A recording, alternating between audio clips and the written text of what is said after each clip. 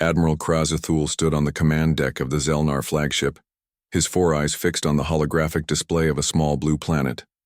The planet was the next target on the Empire's endless list of conquests. For 3,000 years, the Zelnar had ruled the stars. Their massive ships and superior weapons had crushed all who opposed them. 57 species now served the Empire. Soon it would be 58. Status report, Krazathul ordered, his voice deep and cold. The scouts have completed their survey, Admiral, said Subcommander Vez. The planet called Earth shows minimal space capabilities. They have primitive satellites and small bases on their moon and red planet. No sign of advanced weapons or faster-than-light travel. Krazathul's mouth formed what passed for a smile among his species. Another easy victory for his record. The High Command had classified Earth as a Class 3 target. Such worlds typically surrendered after seeing just a fraction of the Zelnar fleet. They were rarely worth the ammunition needed to subdue them. Prepare the invasion force, the Admiral commanded. We will arrive at the edge of their system in 3 cycles. Send the standard warning message ahead of us. Yes, Admiral, Vez replied with a bow. Glory to the Empire. As the massive Zelnar Armada changed course, their engines glowed purple against the blackness of space. 500 warships moved as one, each capable of destroying a planet's entire surface. Their destination, a small solar system in the outer spiral arm of the galaxy, home to a species that had barely ventured beyond their own atmosphere. On Earth, Captain Alex Morgan sat in the underground monitoring station beneath Wyoming's plains. The night shift was usually quiet, but tonight was different. The deep space sensors were picking up something strange. Dr. Wells, you should see this, Alex called to his colleague. Dr. Samantha Wells put down her coffee and moved to his station. Her eyes widened as she looked at the screen. That's not natural, she said softly. Those are engine signatures, hundreds of them. Alex nodded. And they just changed course directly toward us. Samantha's fingers flew across the keyboard, calculating distances and trajectories. At their speed, they'll reach the outer solar system in about 3 months. The room fell silent as the implications sank in. Humanity was not alone in the universe, and whatever was coming wasn't sending a small scouting party. This was a fleet. Alex reached for the secure phone. I need to speak to General Patel immediately. Authentication code Morgan 74 Delta. Within an hour, the highest levels of the Global Defense Initiative were awake and reviewing the data. By morning, the world's top military and scientific minds had gathered virtually to discuss what many had feared for decades: first contact with a potentially hostile alien civilization. 3 days later, in a secret facility beneath the Pacific Ocean, Chief Engineer Olivia Martinez stood before a massive window looking out into the dark waters. Behind the thick glass, illuminated by powerful lights, was the outline of something enormous, something that stretched farther than the eye could see. How soon can we be ready? Asked a voice behind her. Olivia turned to see President Diana Russell approaching, accompanied by her security detail. Madam President, Olivia said with a nod. Project Leviathan is at 89% completion. We've been running drills for years, but we never expected to need it so soon. President Russell gazed at the shadowy structure beyond the glass. The Zelnar message was clear: surrender or be destroyed. Every world that's refused has been reduced to ash. How do they know that? Olivia asked. We intercepted transmissions from their fleet. Dr. Powell and Dr. Hudson have made progress decoding their language. The Zelnar have done this thousands of times before. Olivia's face hardened. Then they've never met humans before. The president nodded. Can you get Leviathan ready in time? We'll need every engineer on the planet working around the clock. But yes, when they arrive, we'll be ready. Beyond the window, lights began to activate along the massive structure, revealing small sections of its true form. It was like a sleeping giant, a mechanical Leviathan waiting to rise from the deep. In Geneva, Ambassador William Carter practiced his measured breaths as the alien transmission played again on the screen before the United Nations Security Council. The message was simple. This is Admiral Krazathul of the Zelnar Empire. Your world has been chosen for inclusion in our dominion. Surrender and accept our rule, and your people will be permitted to live as subjects. Resist, and your civilization will be removed. You have until our arrival to decide. There is no third option. The room erupted into arguments after the message ended.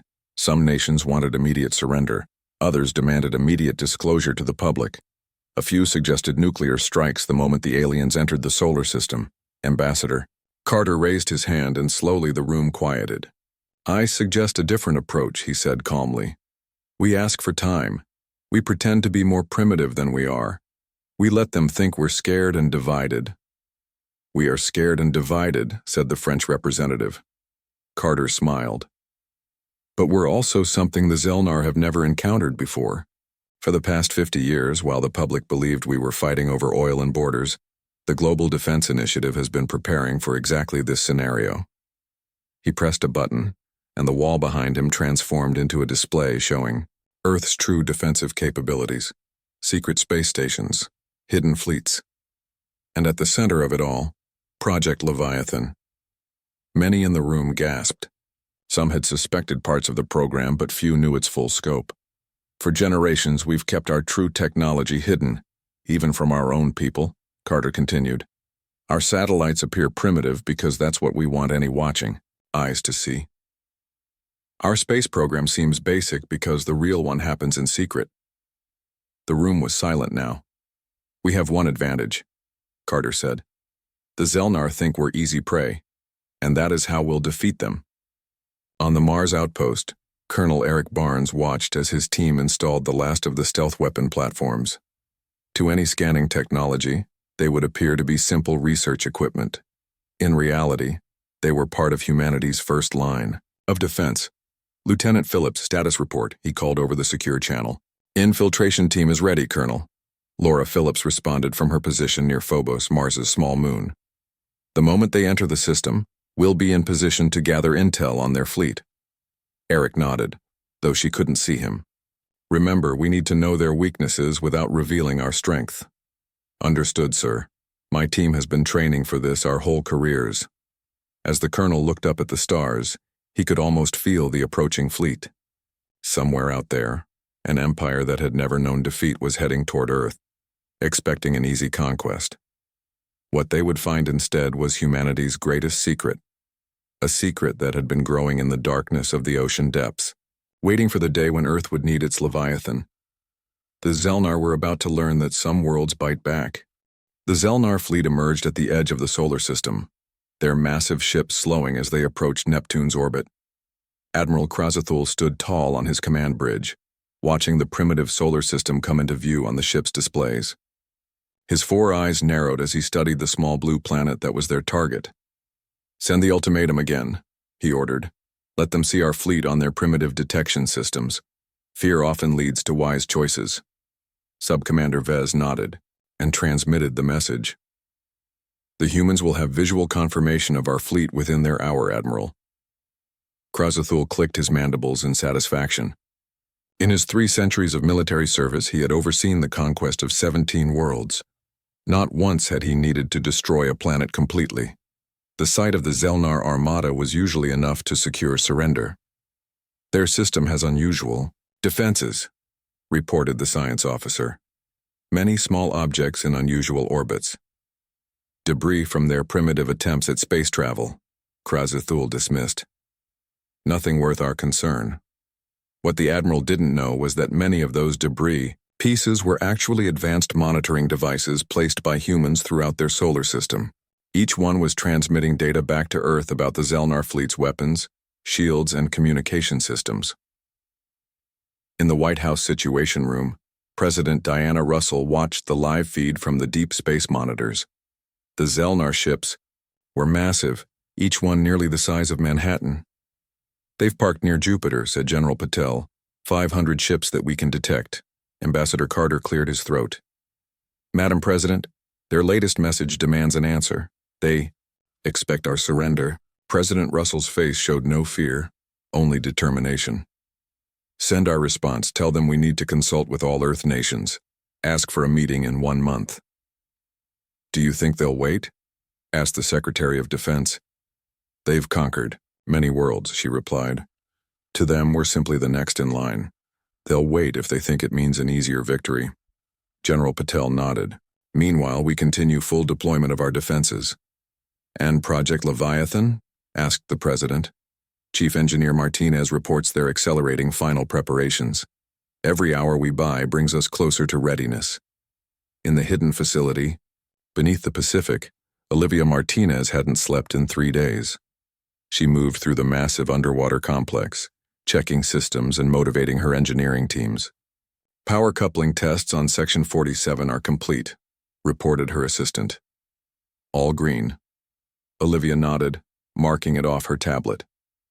That's 95% of primary systems online. Start the gravitational calibration sequence.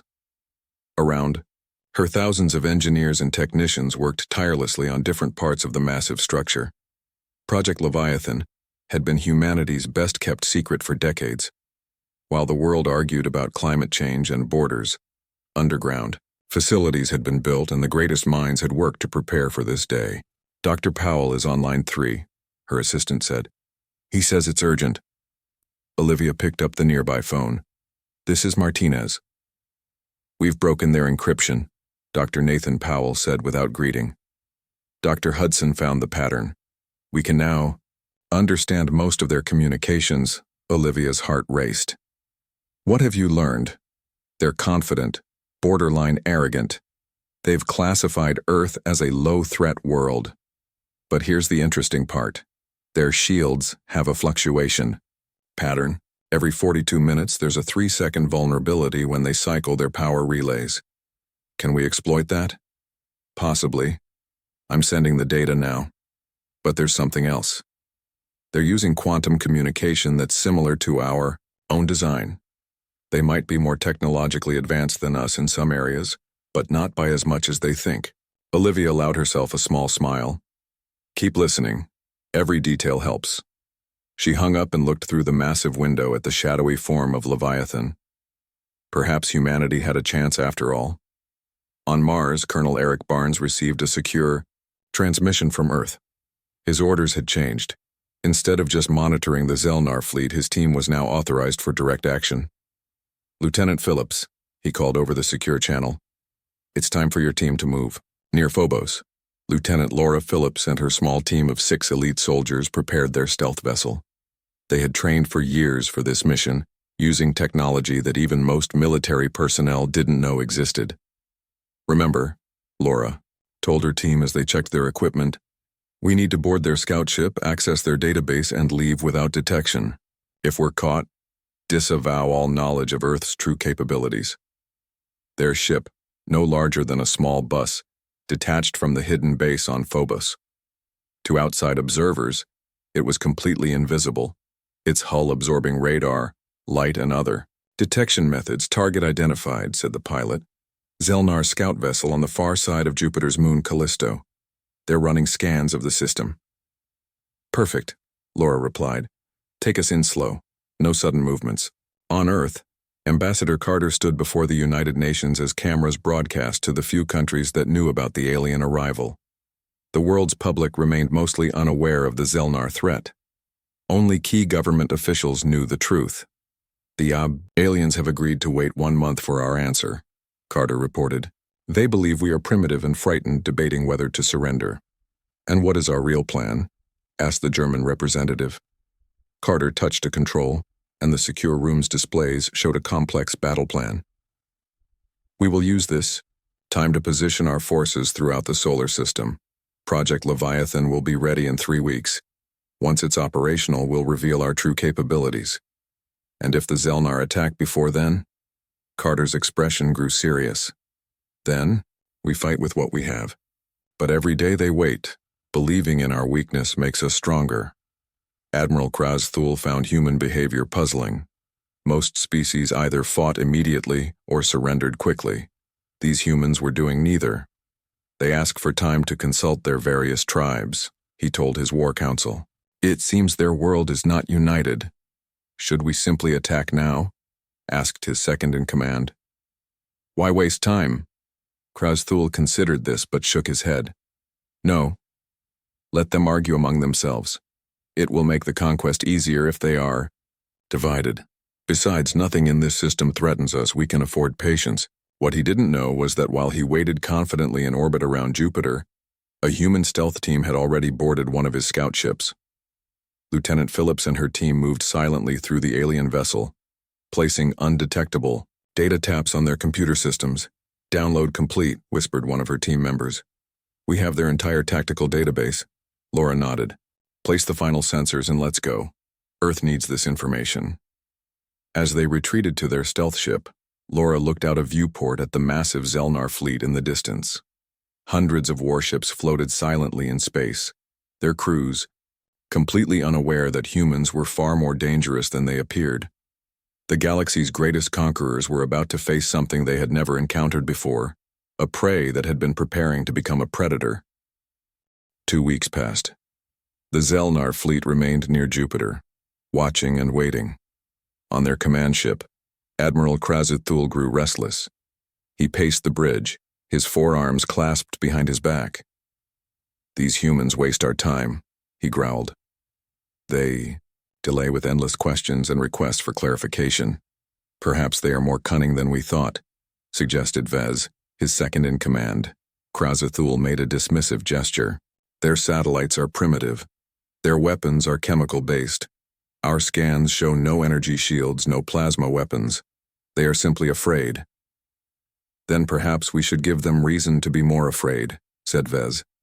"A demonstration of our power might speed their decision." The Admiral considered this. "Select a target, something visible but not vital to them. Their moon base, perhaps." Vez bowed. "It will be done." What the Zelnar didn't realize was that every word they spoke was being recorded by the tiny devices Lieutenant Phillips's team had planted. At the Mars outpost, Colonel Barnes listened to the translated conversation and immediately sent a warning to Earth. In Washington, D.C., President Russell called an emergency meeting. General Patel, Ambassador Carter, and the Joint Chiefs gathered in the Situation Room. "They plan to attack the moon base," the President said. "We need to evacuate immediately." "There are 300 people stationed there," General Patel replied. "We can have them out in 6 hours." "Do it," ordered the President. "But make it look like routine shuttle traffic. No emergency launches." Ambassador Carter spoke next. "If they destroy our moon base, we should act outraged but frightened. Let them think their demonstration worked." The President nodded. "And what's the status of Project Leviathan?" "Chief Engineer Martinez reports 98% completion," said General Patel. "1 more week and it will be ready."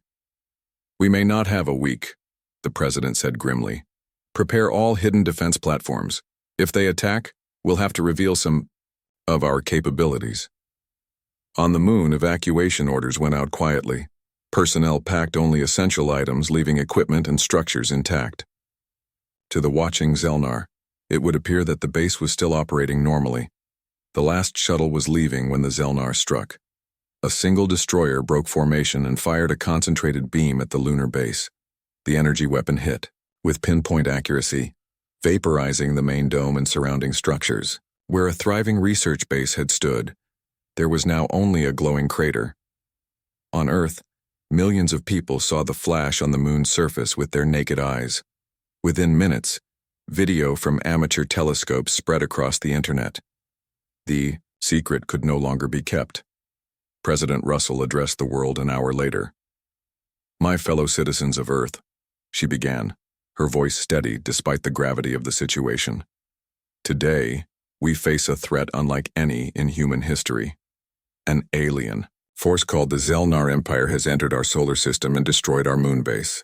They demand our complete surrender." She paused, letting the world absorb this shocking news. For decades, nations have secretly prepared for this possibility. Today, we stand united as one planet. I ask for calm and resolve as we face this challenge, together.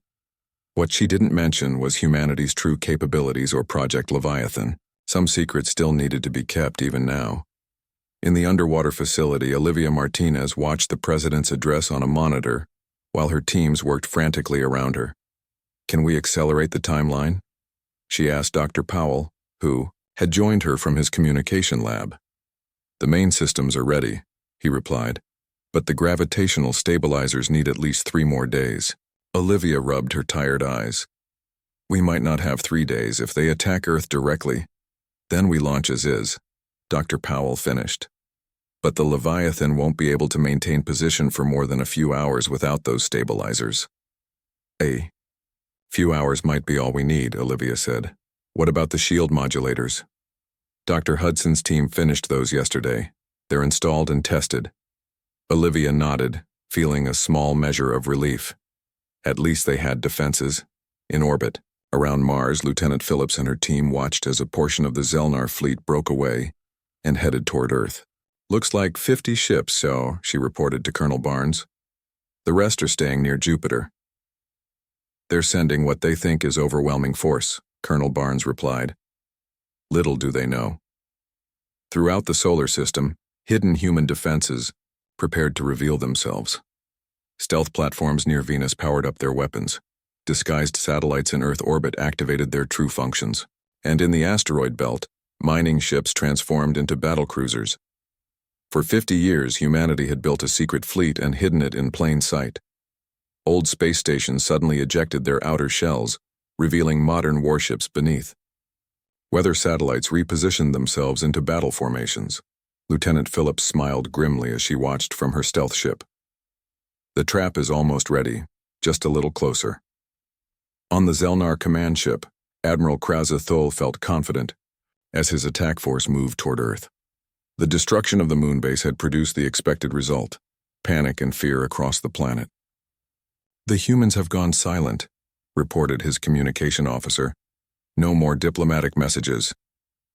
They have seen our power, Krauze-Thul said with satisfaction. Prepare the standard surrender terms. Once we enter Earth orbit, they will accept our rule without further resistance. As the Zelnar fleet approached Earth's orbit, their sensors detected unusual activity.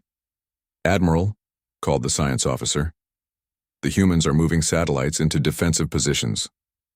Krauze-Thul laughed. Defensive? Their primitive technology cannot harm our ships. Sir, the science officer insisted, these readings don't match our intelligence reports. These satellites have power signatures we haven't seen before. For the first time, the Admiral felt a flicker of uncertainty. Show me. The display revealed dozens of small objects moving with purpose around Earth. Then hundreds more appeared, seeming to materialize from nowhere. Where did those come from? Demanded Krauze-Thul. Unknown, Admiral. Our sensors didn't detect them. Until now. In that moment, Krauze-Thul realized he might have underestimated these humans, but it was too late to retreat. His attack force was committed. Continue the advance, he ordered. Nothing on this primitive world can stand against our fleet. As the Zelnar ships entered Earth orbit, the ocean below them began to churn and bubble, as if something massive was rising from the depths. In the underwater command center, Olivia, Martinez gave the order they had prepared for decades to deliver. Initiate Project Leviathan, she said, her voice firm and clear. It's time to show the Zelnar what humanity is truly capable of. Across the facility, engineers and technicians executed the launch sequence. Deep underwater, massive pumps began to empty the giant chamber that had hidden humanity's greatest creation. Slowly, the water level dropped, revealing more and more of the colossal structure. On the surface of the Pacific Ocean, the water began to part as something enormous pushed upward from below. The Zelnar ships, now in Earth orbit, turned their sensors toward this unexpected disturbance. What they saw defied their understanding of what humans could build. Rising from the ocean, shedding water like a sea monster from human legends, was a structure the size of a small continent. Project Leviathan was revealing itself at last. Admiral Krauze-Thul stared at the display in disbelief. The massive structure rising from Earth's ocean defied everything his scouts had reported about human technology. It was enormous, nearly the size of a small moon, and it was still emerging from the water. What is that? He demanded. No one on his bridge could answer. The science officer frantically analyzed the readings. It appears to be a battle station, Admiral, but its power signature is unlike anything in our records. Krauze-Thul felt something he had never experienced in his 3 centuries of military service. Doubt. Had the Empire's intelligence been wrong about this world? "Target that structure," he ordered. "All ships concentrate fire." 50 Zelnar warships turned their main weapons toward the rising Leviathan. Beams of destructive energy shot from their cannons, enough firepower to level an entire continent. The bridge crew watched, expecting to see the human structure shatter into pieces. Instead, the energy beams hit an invisible barrier around the Leviathan. The shield glowed blue where the weapon struck but held firm. Not a single shot reached the structure itself. "Impossible," whispered Vez, the second in command. Inside Leviathan's command center, Olivia Martinez watched the alien attack on the main screen. Around her, hundreds of operators monitored systems and made adjustments. Captain Alex Morgan stood beside her, coordinating the defense fleet. "Shields holding at 93%, reported an engineer. "The Zelnar weapons are powerful, but our energy absorption systems are working as designed." Olivia nodded. "Activate gravity manipulation array. Target their lead ships first." On another screen, Dr. Samantha Wells worked with a team of physicists, making final adjustments to the gravity weapons, technology that had been developed in secret for decades. "Gravitational focus is locked on the 5 lead ships," Dr. Wells announced. "Ready on your command." Captain Morgan looked to Olivia, who gave a firm nod. "Fire," he ordered. Admiral Krezthul felt his ship shudder beneath him. At first he thought they were under attack, but the tactical officer reported no impacts. "Sir, something is happening to our engines," the officer said, confusion in his voice. "The gravitational field around our ships is changing." Krezthul watched in horror as 5 of his most powerful warships, including his own flagship, began to slow. It felt as if they were trying to move through thick liquid, their engines strained at maximum power, but they could barely maintain position. "What are they doing to us?" Krezthul demanded. Before anyone could answer, a new voice came over their communication system. It was human, female, and spoke in perfect Zelnar language. "This is President Diana Russell of Earth. You have entered our space uninvited and attacked our world. We gave you the opportunity to leave in peace. That opportunity has now passed." As she spoke, more human vessels appeared. Throughout the solar system, they emerged from behind moons, from within the rings of Saturn, from the asteroid belt.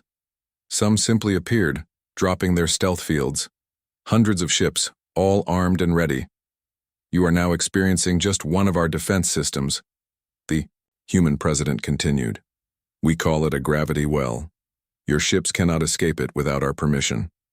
Admiral Krezthul slammed his fist on the console. "All ships, maximum fire. Destroy that ocean structure." On Mars, Colonel Eric Barnes gave the order to his hidden forces. Weapon platforms that had been disguised as research equipment powered up. Lieutenant Laura Phillips and her stealth ships moved into attack position behind the remaining Zelnar fleet near Jupiter. "Strike packages ready," Laura reported. "Waiting for your signal." "Stand by," Colonel Barnes replied. "Let them see what Leviathan can do first." In Leviathan's command center, Dr. Wells monitored the gravity weapons as they held the Zelnar ships in place. The aliens' weapons continued to fire, but the shields held. "They're adjusting their weapon frequencies," reported a technician. "Trying to find a weakness in our shields." "Rotate the shield harmonics," Olivia ordered. "Don't give them a pattern to exploit." Captain Morgan studied the tactical display. "Their remaining ships are moving to surround Leviathan. They're trying to find a firing position outside our gravity well." "Let them come closer," Olivia said with calm confidence. "Dr. Powell, are the transmission arrays ready?" Dr. Nathan Powell nodded from his station. "Ready and targeted. We can broadcast to all their ships simultaneously." Olivia looked to President Russell, whose image appeared on a secure video link from the White House bunker. "Madam President, we're ready for Phase 2. The President's face was resolute. "Proceed, Chief Engineer. Show them what happens when they threaten Earth." Admiral Krezthul watched helplessly as his flagship remained caught in the invisible force field. His other ships moved to surround the massive human structure, but they were cautious now, seeing how easily their most powerful vessels had been neutralized. "Sir," called the communication officer, "we're receiving a transmission from the human structure. It's being broadcast to all our ships simultaneously." "How?" "Our encryption. They've broken it somehow." Krazathul felt cold fear for the first time in his life. These humans had technology that rivaled or even surpassed the Empire's best defenses. How had their scouts been so wrong? On the main screen, a human female appeared. She wore a simple uniform with no decoration. "I am Chief Engineer Olivia Martinez of Earth's Defense Forces. Your ships are now under our control. Observe." As she spoke, every light on the Zelnar vessels flickered and died.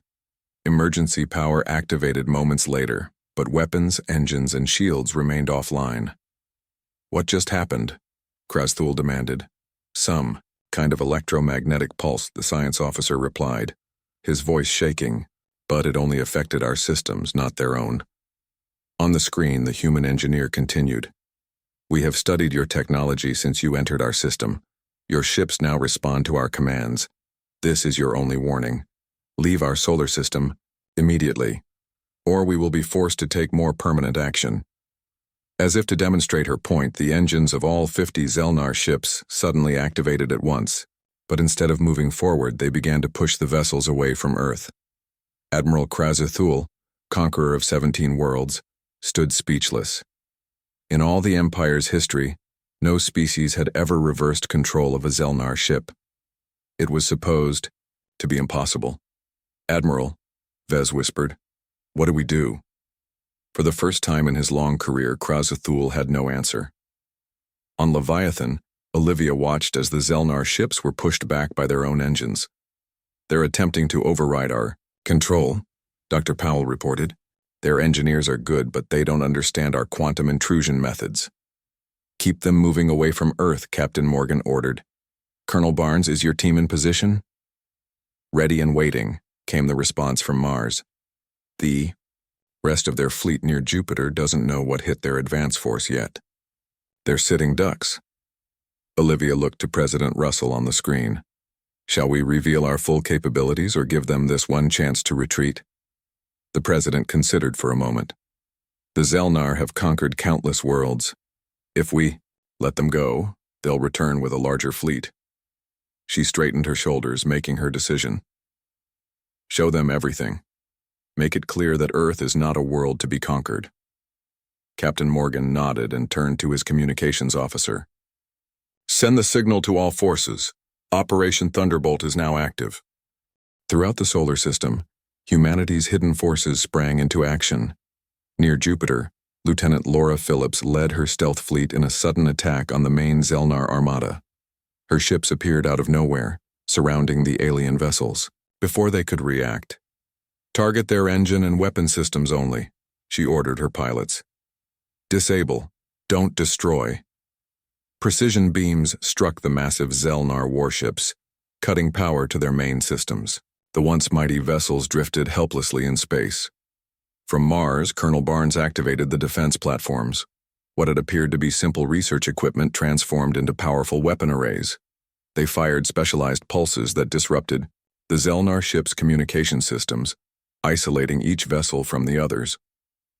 Across the asteroid belt, mining ships shed their industrial coverings to reveal battle cruisers beneath. They moved into formation, creating a blockade that prevented any Zelnar ship from escaping toward deeper space. In near-Earth orbit, the trapped Zelnar attack fleet watched in horror as their main force near Jupiter went silent. Admiral Krazathul could not believe what he was seeing. His empire had conquered 1,000 worlds and never had they encountered such resistance. "Sir," reported his tactical officer, "we've lost contact with the main fleet, and sensors show human vessels approaching from all directions." Krazathul stared at the massive Leviathan structure floating where it had risen from the ocean. Its true purpose was now clear, not merely a weapon but the centerpiece of an elaborate trap decades in the making. "How?" he asked, speaking more to himself than his officers. "How did we not see this?" "Sir," Vez said quietly. "What are your orders?" Before the admiral could answer, All screens on the bridge activated at once. The face of President Diana Russell appeared, her expression stern, but not cruel. "Admiral Krazathul," she said, "your fleet is defeated. Your weapons are disabled. Your empire's long history of conquest ends here, at Earth." Krazathul drew himself up to his full height. Even in defeat, he had his pride. "You think this is the end?" he challenged. "The Empire has 10,000 ships. When they learn what has happened here, they will come with a force that will turn your world to ash." President Russell smiled slightly. "We're counting on it, Admiral. In fact, we're already broadcasting to your Empire." She gestured, and the view changed to show the Leviathan firing a beam into space. Not a weapon, but a powerful transmission. "Dr. Powell, explain to the Admiral what we're doing," the President said. Dr. Nathan Powell appeared on screen, standing in a room filled with communication equipment. "Your Empire maintains control through fear," he explained. "Each conquered world believes it stands alone against your overwhelming force. But right now, we are broadcasting this battle to every world in your Empire, using your own communication network. They are all watching as a primitive world defeats the undefeatable Zelnar." In the Leviathan Command Center, Olivia Martinez watched the Admiral's reaction on screen. She could see the moment he understood the true danger, not just military defeat, but the collapse of fear that kept the Empire together. "Dr. Hudson," she called to the linguist, "are the translation systems working for all the conquered worlds?" "Yes," Dr. Karen Hudson replied. "Our message is being translated into 57 languages simultaneously. Every subject world of the Empire can understand exactly what is happening." Captain Morgan stepped forward. "The Zelnar fleet near Jupiter is completely neutralized. Colonel Barnes reports all ships disabled with minimal casualties." Olivia nodded with satisfaction. "And the gravitational stabilizers?" "Holding at 87%, reported an engineer. "We can maintain Leviathan's position for another 4 hours at least." "It should be enough," Olivia said. "Are we ready for the final demonstration?" Dr. Wells looked up from her console. "The gravity lance is charged and ready." On his flagship, Admiral Krazathul watched with growing dread as President Russell continued her address, now speaking not just to him but to all worlds under Zelnar control. "To all peoples suffering under Zelnar rule," she said, "what you are witnessing is proof that they can be defeated. We humans choose not to destroy their fleet, though we have the power to do so. Instead, we offer something the Zelnar never would, an alliance of free worlds." She paused, allowing her words to sink in. "To demonstrate our resolve and capabilities one final time, we will now disable the largest Zelnar ship without destroying it." On cue, the Leviathan's central section began to glow with blue light. Energy gathered at its core, then shot forth in a tightly focused beam. The beam struck Krazathul's flagship, but caused no explosion or visible damage. Instead, the massive warship began to lose its battle against gravity. Slowly at first, then faster, it descended toward Earth's atmosphere. "What's happening?" Krazathul demanded. "They've negated our anti-gravity systems," the science officer replied, panic in his voice. "We're being pulled down by the planet's gravity." Just when it seemed the ship would enter the atmosphere and burn up, the beam changed color. The flagship stopped falling and hung suspended in low orbit. President Russell's face reappeared on screen. "This is our offer, Admiral. Return to your Empire. Tell them that Earth wishes peace, but is prepared for war. Any future attack will result in the complete dismantling of the Zelnar fleet." She leaned forward slightly. "And take this message. The age of conquest is over. A new alliance is forming, with Earth at its center, not as conquerors, but as liberators." 1 week later, Olivia Martinez stood in the White House Rose Garden alongside Captain Morgan, Dr. Wells, and the other leaders of Project Leviathan. President Russell pinned medals on each of them as the world watched. "Thanks to decades of secret preparation," the President said in her address, "humanity faced its greatest threat and emerged not just surviving but victorious. The Zelnar fleet has left our solar system, and we have received messages from 12 formerly conquered worlds seeking alliance with Earth." Olivia looked up at the sky. knowing that Leviathan now orbited visibly above, a shield for their world, and a symbol to the galaxy. The massive structure, once hidden beneath the ocean, now patrolled Earth orbit, its true power known to all. The stars are no longer dominated by fear, President Russell concluded. A new era begins today, not of conquest but of cooperation. Humanity steps onto the galactic stage not as subjects but as leaders. In deep space, Admiral Krazathul's damaged flagship limped toward the Empire's capital. For the first time, in the Empire's long history, he would report not victory but defeat. And worse, he carried news that would shake the Empire to its core. The humans had not just defeated the Zelnar, they had broken the myth of Zelnar invincibility. And now, throughout the Empire, subject worlds were looking toward Earth with hope. They had dominated the stars until their Armada faced the Leviathan from Earth, and nothing in the galaxy would ever be the same again.